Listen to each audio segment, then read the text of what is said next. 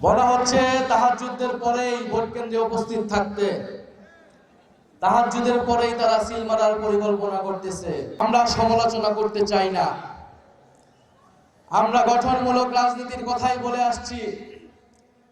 কিন্তু আমরা দেখলাম একটি জোট, এটাকে জোট বলা যাবে না, এটা দল, যেটি অন্য সকল দলকে বিলুপ্ত করে নিজের পেটের ভিতর নিয়ে নিয়েছে। সেই দলের শীর্ষ নেতা তার প্রথম জনসভা শুরুই করলেন সমালোচনা দিয়ে। কিন্তু তিনি আমাদেরকে বলতেছেন দোষারোপের রাজনীতি যাতে আমরা বন্ধ করি। আমরা কোনো দোষারোপের রাজনীতি করতে চাই না, কোনো সমালোচনার রাজনীতি করতে চাই না। আমরা সত্য কথাটা জনগণকে ধরিয়ে দিচ্ছি। কেবল বলা হচ্ছে তাহাজ্জুদের পরেই ভোট কেন্দ্রে উপস্থিত থাকতে, তাহাজ্জুদের পরেই তারা সিল মারার পরিকল্পনা করতেছে, ভোট কেন্দ্র দখলের পায়তারা করতেছে। ইনশাআল্লাহ ঐক্যবদ্ধ বাংলাদেশের নেতাকর্মীরা এই সকল ষড়যন্ত্র রুখে দিবে।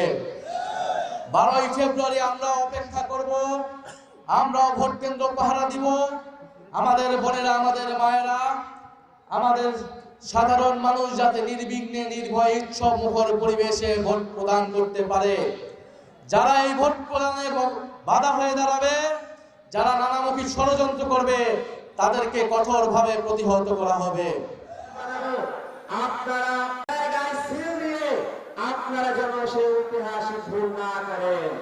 আপনারা জানেন জাতীয় নাগরিক পার্টির আমরা